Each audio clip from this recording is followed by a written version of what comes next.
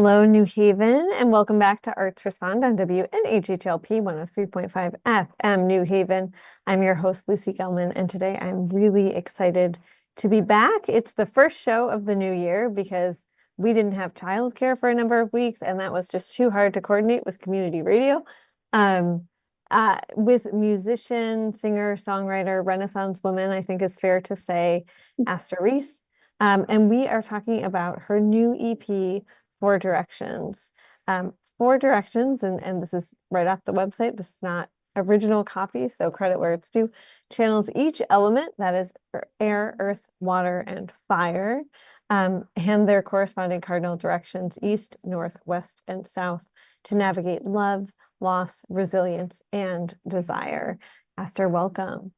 Oh, thank you so much. Really excited to be here. I'm so happy to have you here. Thank you for your patience. So, of course, behind the scenes, this has been like we've been trying to coordinate something since I think October. So thank you for rolling with me and being very patient. I'm grateful. Let's get right into it and talk about the process through which you birthed this new EP. Yeah, absolutely. So this actually goes back a bit of time. So the genesis of this EP can be traced back to COVID times, the before times, actually, yeah, leading into COVID. I was living out in California. I was in a long-term partnership at the time and working out there. And I then kind of went through a series of kind of like, disengagement, like with that time in my life and revisioning of what it is that I wanted and how I wanted to kind of show up going into the new year that became 2020. I moved from California. That relationship ended, and so it really kind of felt like a big schism and an opportunity, for rebirth. And I had all these ideas. I was thinking, well, I'll go to Europe. I got a backpack. I was ready just to kind of come what may. Obviously, that changed because of COVID. And so I had to learn really how to flow, be patient, and this kind of lens that I was approaching that time with on exploring the external world became more kind of focused on the internal world. It became very nature based because I was actually out in Michigan at the time, and that's kind of where I found myself through a series of events. So yeah, no Europe, but Ann Arbor treated me very kindly. I was going outside every day. I was sitting with the elements. I was camping. And this project started to really take shape when there was then a reconnection with that ex-partner and a kind of continuation of conversation. And I kind of then started to feel it and create it like a kind of saga. And it began with feeling at a crossroads and recognizing these inflection points. That's the first song in the EP. That's the air song. It's very, it's very windy. It's airy. The flutes are very prominent there, and it's a bit haunting. It's a bit haunting because when and I think sometimes there are these very prescient moments of awareness that when you take one step forward, you can shift the entire trajectory of your life. You don't know necessarily what's going to happen, but if you continue walking in that direction, you're making a choice. And so that song very much connects to that. It kind of unfurled from there. First, it was like, I'm at a crossroads. And then it felt very airy as I was creating the instrumentation, everything on the guitar. And as I continued in this journey, which then became literally a road trip, Standing Stones, the earth-based song, which is kind of like, again, seeking energy, kind of the sense of like and here's what I was channeling. I was in a car, but felt very much like I'm on a horse. I'm on this mystical journey. Who knows what will happen? I'm in this liminal space. The world as I knew it is no longer that world. Who knows what's going to happen? And so that kind of energy and this mysticism, I found charged, these different songs and what, kind of in one way is like, okay, there's this series of changes in my life. I think through the lens of the pandemic and everything that it kind of challenged in terms of expectations, kind of brought me back to this kind of what felt like a more of a like primeval time is the exact word for it, but another dimension. And so when we were still off mic, one of the things I've thought about as I've listened to this, because parts of it also like you're drawing from a lot of musical traditions, and so I Mhm. want to get into that and really talk about that. But also we have become, as we've seen like very plainly this week, right? Yeah. Very disconnected with the natural world. Mhm. And I feel like you in this are extremely aware of your own relationship with the natural world and like your responsibility to be a good steward during your Mhm. time here on this earth. So I'm wondering if you can talk about that. Yeah, I'm happy to.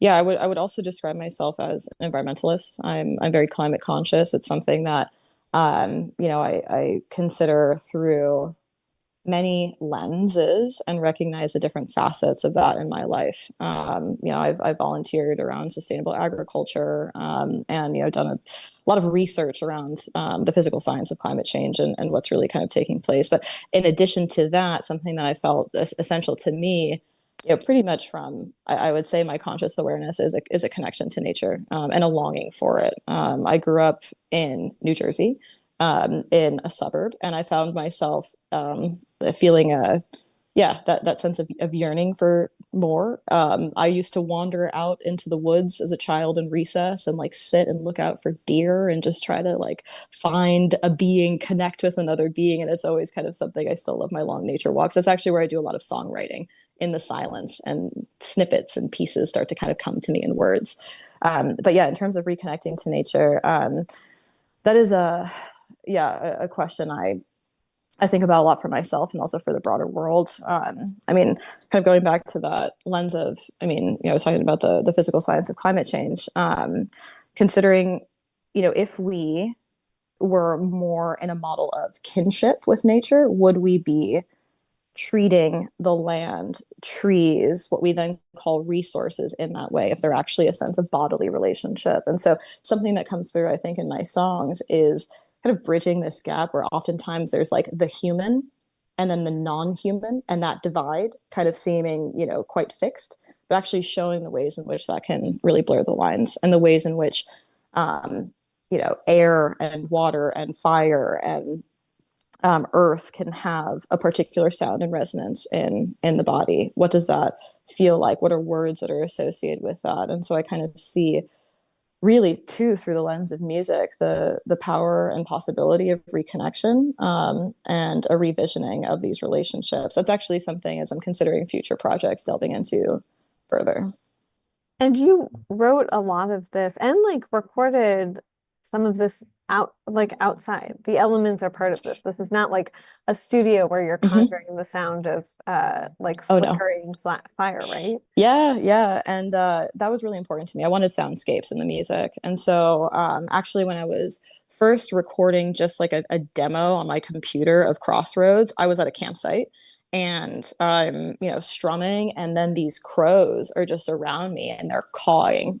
And I was so just enraptured by that moment. It really felt like they were with me in song. And also, crows, through like the mythical lens, are often associated with the crossroads. And so that felt quite prescient for me, and I wanted that sound to be present. In the full, fully produced recording, and then also for the ocean waves, that actual sound snippet is of a friend of mine tuning a guitar right at Lighthouse Point Park, so not too far, not too far away, and yeah, it felt important to, I think, kind of push the boundary again of like the sound that's coming from me, myself, my voice, my guitar, and the other instrumentalists that I brought into the work, and the nature sounds that inspired it. I'll also say the fire song, the last song on the EP, Knife's Edge, I wrote that literally looking. I was camping again. It was big camping outdoors time, so I was camping again. I was looking at the fire,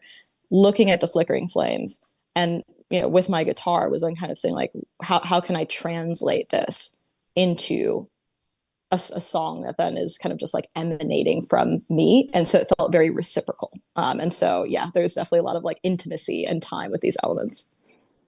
And talk me through the process. Like this was a gradual thing. So you released the EP around Halloween Mm-hmm. last year, like officially spooky season, right? Yeah. Um, and we can talk about that too. So I mean, this is like a 4-year process, if my math is correct, which yeah, I do reporter math. So Oh check yeah. me on No. that if yeah. The journey was longer on this one. It was one of those where I had written the 4 songs. I was also then working on the kind of all the lead up and work that goes into releasing music. I was also in the process of releasing my first EP, Meta. It was about metamorphosis, times of transformation, based on Ovid's Metamorphosis book and all these stories of transformation and the myths. So I was really focused on that. But I had these four songs I wanted to tee up. I actually got connected with Off the Row Studio in Nashville, or right outside of Nashville, actually in Franklin, Tennessee. It was very serendipitous, like through Instagram, like one of those, hey, we listened to some of your music and we're doing this emerging artist program. We think that you'd be a great fit. You want to come over and, produce your music here? So, yeah, why not? It sounds great. So anyway, so I recorded it actually then in 2021. And then it was one of those, life gets in the way or energy being pulled in different directions. And because of I'd say a few reasons, the intensity and my relationship to this music, I really wanted to do it justice in the release and in the storytelling. And so it was a little bit like, not yet, not yet, not yet, until it felt right. And I could put that energy into the release and be able to, be present, conduct outreach, have conversations, like this one with yourself. And so that was kind of the timeline. But then you kind of get to a point too, where it's just like, you holding on and kind of looking for maybe, let's say, a perfect moment. That's just, preventing, sharing the music with others. At some point, you really just got to take the leap and say, all right, it's happening. I know. I feel like in the same way, because it is like this project of your creation that you're birthing, Mm-hmm. right? In the same way that there's no good time to have a child, especially in Yeah. this world, Mm-hmm. it maybe there was no good time to release this. I don't know if you were holding it, holding it, holding it, and then you like midway fit into the world. Mm-hmm. Yeah. Yeah, yeah. It kind of felt like that. There are some times they're like, yeah, actually, this time or 3 months from now, that's going to be the time, and then it got pushed back kind of again, and I didn't want to keep doing that. I also kind of feel like, and every artist has a different process, but for me, I kind of felt like until this is released, I also can't bring an entirety of new focus to an entirely new project. Kind of like a bit of a backlog or like emotional backlog or something. It's like Yes. I'm still, connected, very, very connected in the space of this piece, need to release it, to birth it, Mm-hmm. using your Yes. language out into the world, and then continue to like welcome new creative life moving forward. Yeah. I want to jump a little bit in the Wayback Machine Yeah. to get to a place where we're talking about the different musical inspirations that went into this album. But I Mm-hmm. want to hear about like Baby Aster, Mm-hmm. and how you became interested in like in music and then specifically the kind of music that you make, because I think a lot of folks um maybe like wanna sound just like the pop music that's on the radio, which isn't bad. I'm not yucking their yum. Mm-hmm. But this is like it feels very specific to you. Mm-hmm. I appreciate that. I appreciate that a lot. I'd say, yeah, harkening back to Baby Aster, Once Upon a Dream.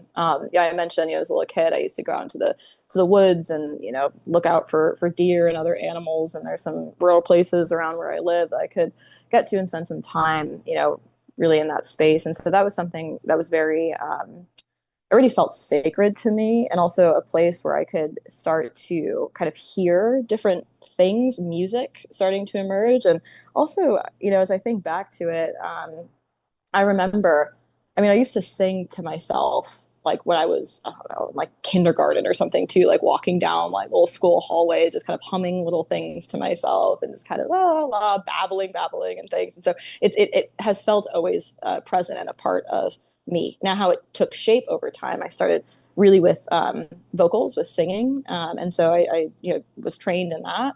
Then I was trying to find my instrumental fit. It was a little bit like I don't know if it's quite Goldilocks, but not quite this one, not quite that one. There was piano, there was violin. Those were no's for me, and I felt this affinity then with guitar, and I just had this sense. It's like I want to play guitar. I feel like will that will be the match for me.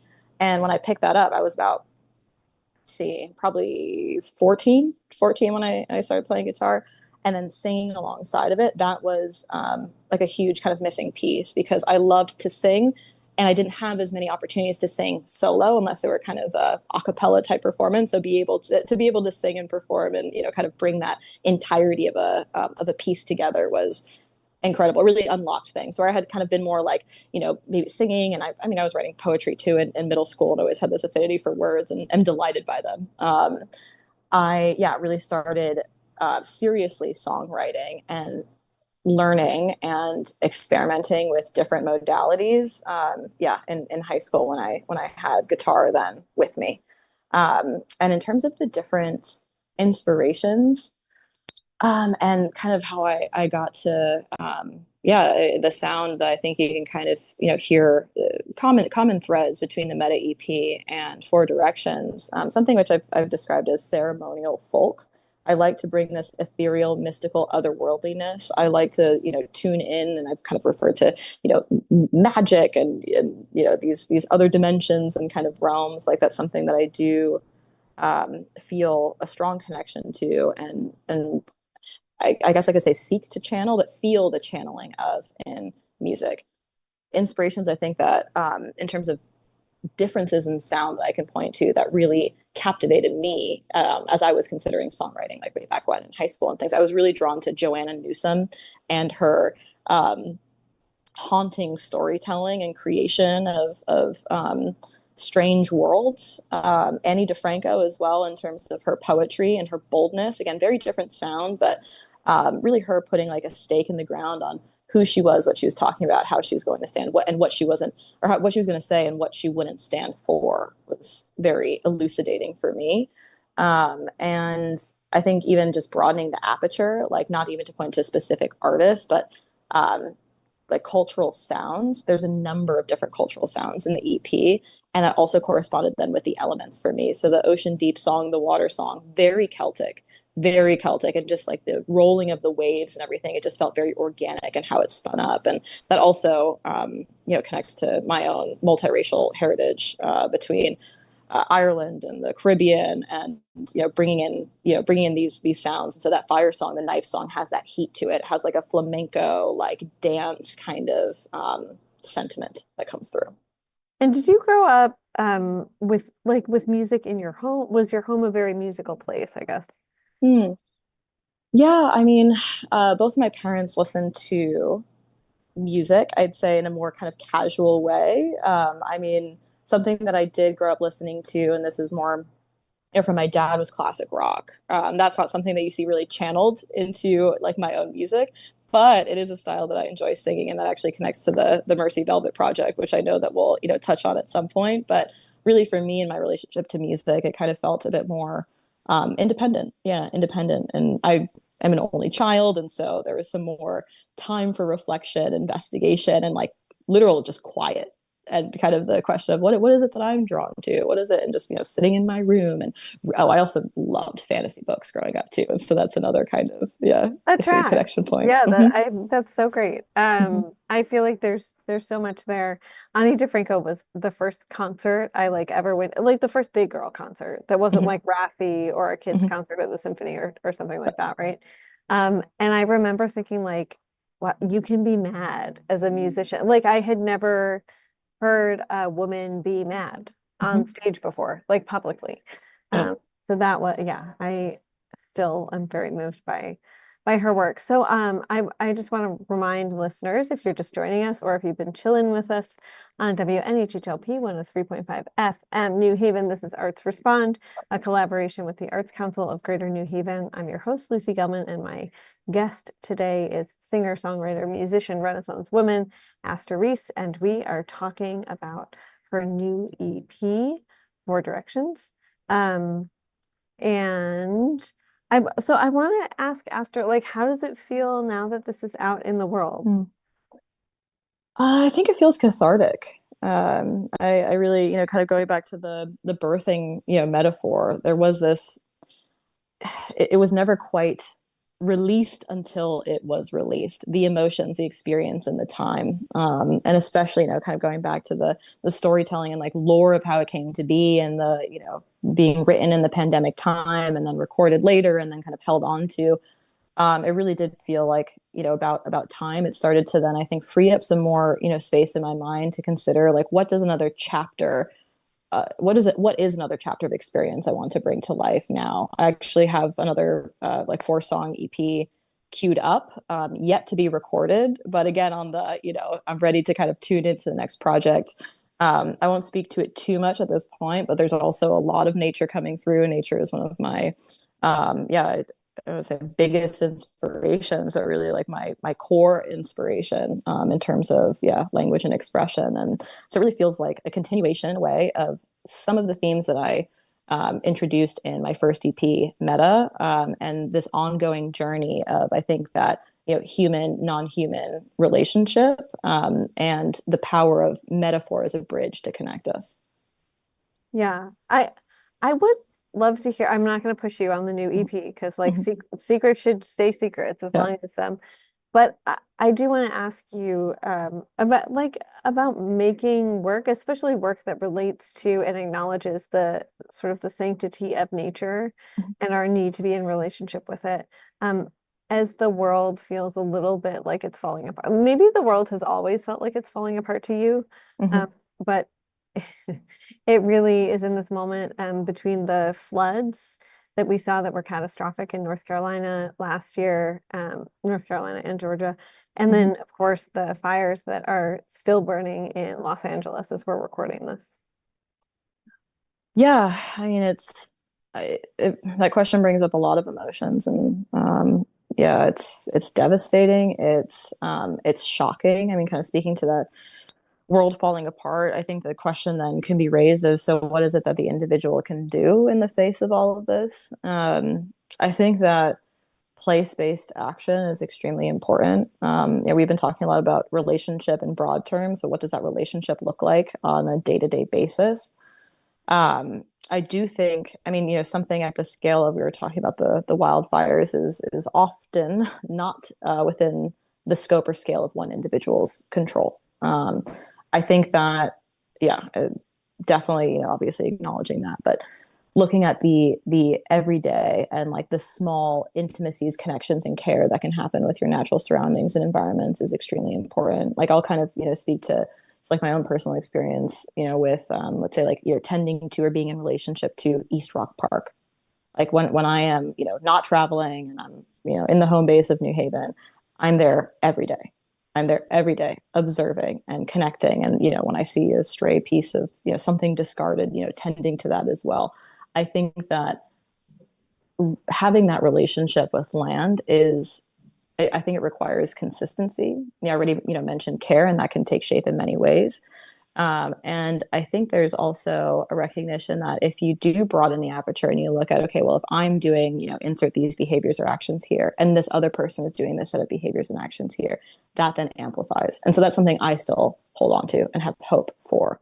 I think that it's important to tell more stories about that so that it doesn't seem hopeless. And something going back to, research and work that I've, done around the environment, um, I think that a rhetoric of hope is critical so that it does not seem like no matter what we do, you, me, or whoever it is, means nothing. And that kind of, I think that starts to kind of tread into the nihilism kind of side of things, and I think could prevent individual, family, community, et cetera, from having profound experiences with nature and recognizing what it is that they can do collaboratively. And when you sing, okay, this is going to sound touchy-feely, but I Yeah, often ask singers this.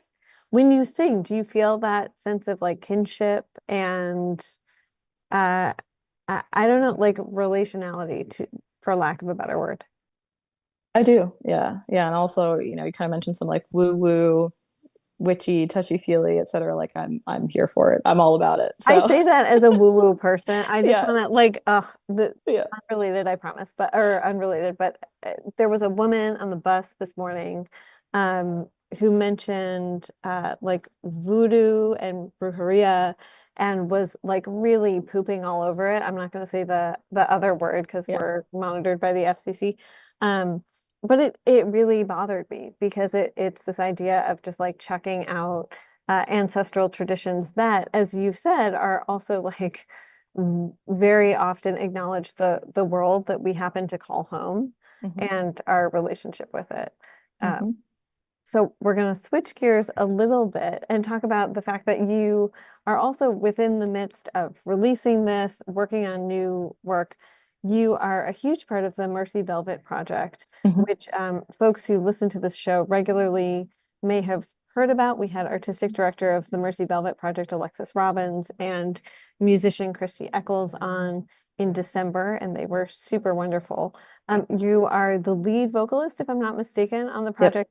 But as Christy spoke about on a previous episode, just being the vocalist on this doesn't mean that you don't do like 12 to 14 other things Hmm. in the course of this work. And so I Yep. would love to hear about how it's been to also work on the Mercy Velvet project, which is still very much emerging. Hmm. Yeah. Yeah. No, I'm happy to speak to that. I've absolutely loved being a part of the project. And I would say, yeah, it's been sublime performing with this incredible cast of wonderful, talented, caring, passionate people. It's hard. Yeah. So, I guess in answer to your question, kind of doing like 1,000 things too, in addition to the singing, I've definitely, through the project, felt a lot of growth in the craft of singing and new challenges. Alexis, the director of the project, she has so many fun ideas and like do you think that you could or could we try doing, and that has resulted in things like me singing flat on the ground in this dramatic kind of scene, and like having to kind of do the technical work and practice of projecting air flow and all of that while maintaining that kind of performance air. And also, I'm dancing and moving throughout. So moving in line with the tap dancers. And, for those who are not as familiar with the project, it's an immersive tap dance rock musical experience. And so the tap dancers are actually, they're dancing, but also performing as percussionists. They are the rhythm. And so we are moving, with each other. We're singing with each other. We are emoting with each other. And there are these different storylines that come through. So it's, a bit of acting that's present. There, are these series of dynamic movements. And also I'll say, taking a step back, dance is not, I've not really been trained in the wonderful world of dance. And so that has also been, kind of a new area for me. Delighted about it. I think it's like, maybe I'll get into contemporary dance or something too. We'll see. But yeah, I'll pause there. Yeah, no, I think that's wonderful. And just shout out to Alexis Robbins Yeah. also because when you said, dance is not something that was really in your wheelhouse before, I Mm-hmm. think Alexis is one of those somewhat rare artists who, and partly because she's also a teaching artist, Mm-hmm. who is like everyone can dance. Mm-hmm. I've gone to dance classes that Alexis has taught in her garage, where she has someone who like is in his 70s and tends his little flowers by the windowsill and has never done tap in his life, and then someone who's done tap for like 4 decades and just wants to brush up on their skills, and so Yep. and everything in between. So I I think she is all about making it accessible, which is Absolutely. part of the project. Yes, definitely making it accessible. And I will also commend her for her patience. And to also tell me about the balancing. I'm always very interested in the fact that artists are balancing like about 12 jobs, sometimes more than that. And that's not an exaggeration. I think Mhm. when I say that, sometimes when I'm reporting, people think I'm exaggerating, and I'm not. Mhm. Yeah, I mean, energy is definitely, something that I sit with and check in with myself. I will admit that I'm one to maybe overextend at times, but it happens to the best of us. But yeah, I mean, putting my energy into, there's a songwriting, there's also, I still do vocal training and coaching to continue to grow in the craft of singing. So, I'm focused on that.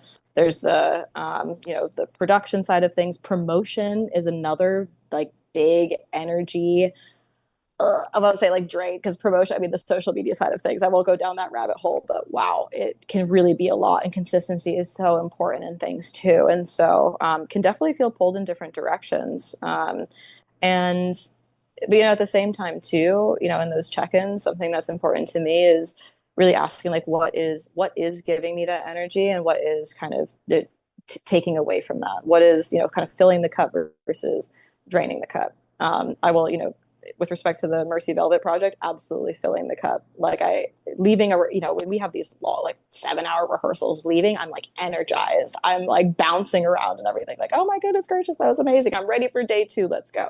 And so I think that's a really helpful litmus test, for me.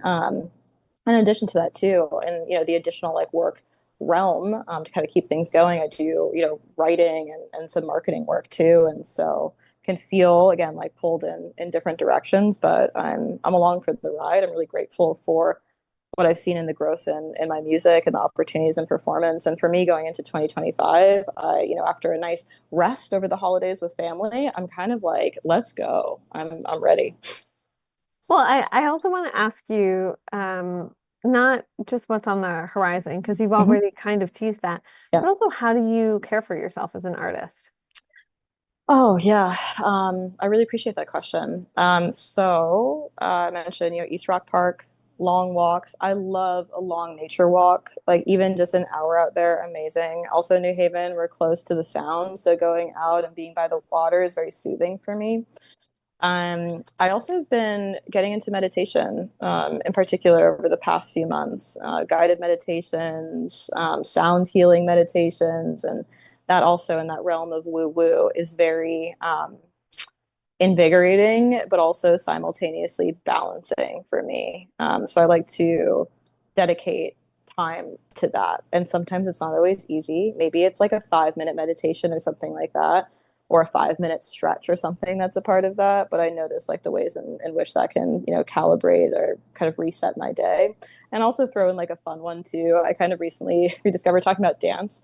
Like in the morning, if I'm feeling kind of like, I don't know, a lag or something like that, I'll just blast, I don't know, whatever song I'm feeling and kind of just dance around, like just dance around in my apartment and then feeling that movement. And it kind of makes you think like, you're not just going into any old day, it's this day. And you're just dancing around because, hey, you're here. Oh, I love that. What are your favorite bops, your go-to bops as of late?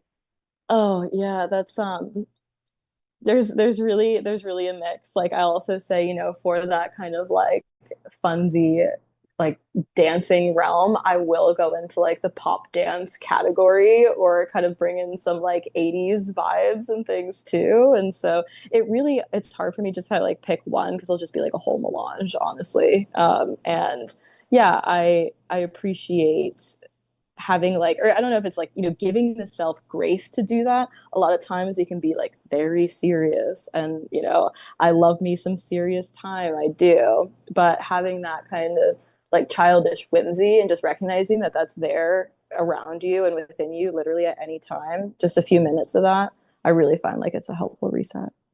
Do you also find that it helps you sort of like feel all the things that you need to feel to make the music that you make?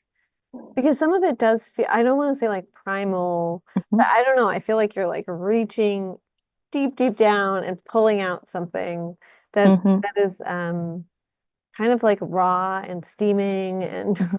yeah. Yeah, I think movement is a really important part of that. Something that, and I'll speak to the chakras briefly to describe this, but something I'm aware of is that my energy tends to be concentrated more in like crown, third eye type realm of yeah, spaces. And groundedness is very important, because otherwise one can feel more disembodied, and that and not as in touch then with those emotions. So the like walking, I've also been like very keen on running too, and just these tactile experiences and like feeling your body against the ground.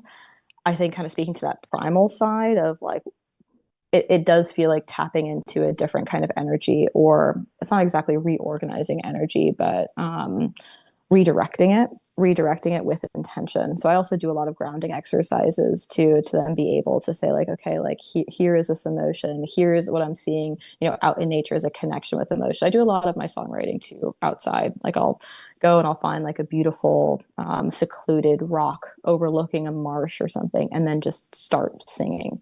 And the birds around me, I'll be singing to the birds and kind of taking some little voice memo snippets along the way. But that, especially alone, that's when I can kind of feel like shedding the layers of expectations, whatever they may be, to be able to tune into that kind of space, that kind of emotion. And also, it feels like a different time. There's a timelessness, I think, that can come through in the music that I create and that I have an affinity for. I love that. So the last question I want to ask is, tell me a little bit about things on the horizon without uh, you know, divulging anything that you don't want to. Totally. Yeah. So, well, Mercy Velvet Project, we are, continuing on and bringing a lot of new energy into 2025. We're working on completing, the full piece. We performed in New York. We did 3 shows in November of 4 songs. And so actually 5 songs, and we're going to be completing the whole performance with an additional 4 songs for a total of 9-song performance, about an hour and a half. So we are diligently working away on that. New choreography, new harmonies. It's really, yeah, I'm incredibly excited about that. And so, performances to come. Stay tuned. I'm also looking to record that new EP that I mentioned. That has more of the nature themes and connections. Also, their metaphor is very strong. I'll say metaphor is very, very strong, and it was also inspired in part by a book that kind of speaks to different aspects of nature and how those aspects connect to human nature as a kind of hint about what is to come. And I'm also excited too, as a part of this broader and growing landscape of work, creating more space for songwriting and being intentional too on, I mentioned meditative practices. Like, is that a realm that I want to then further explore through the lens of music? And also multimedia. So Mercy Velvet Project, we bring a lot of different elements into the work that we're, doing and creating and performing. I'm very intrigued by connections too between different senses. And that's something that I'm looking to explore more, like more immersive pieces in music. Thank you so much, Aster, for making time on this. I don't know how it is in New York today, but in New Haven, it is cold. It is really, really Yeah. cold. Less cold than yesterday, but still really cold. So thank you so much. If you are listening and you want to find Aster's work, which you should, it's her website is easy to find. It is https colon or semicolon. I don't know what the difference between a colon and semicolon is. // but Aster Rhys, and that's Aster, ASTER, RHYS, one word, .com. Probably if you just put that into your search bar, you're good. I'm bad at the internet, y'all. I'm old. That's really what it is. But it has all the links to all the good things like SoundCloud and Instagram and Facebook. And we'll also drop that in the chat beneath this interview as well. Aster, I just want to thank you so, so much. And if folks want to listen to 4Directions, which I've pulled up on Spotify right now, how can they do it? Oh yeah, so the website is a great place to start too. There's also my Instagram, and there's a link tree Awesome. there, and it's Aster Rhys _music, and Yeah. all those links are on the website too. So I'd say start at the website and kind of take it from there. But yeah, I would welcome your listens. And also there's ways to reach me through Instagram and other things. If you have responses, ideas, feelings, I love to hear it. So amazing. Thank you so much. well, thank you. Really, this has been a joy. I'm so glad that we're able to connect after some Me scheduling back too. and Me forth. So too. I a lot know. of Yeah. gratitude. Yeah. Oh, And gratitude back. yeah, absolutely. So appreciate it, and to be continued. Yes, and hopefully folks can catch you when you're back in New Haven. Yes, yes, yes, yes. Soon, in the not too distant future, I'll be Yes. back. Yes. Awesome. Thank you so much. Have a Amazing. great day. You as well. Bye.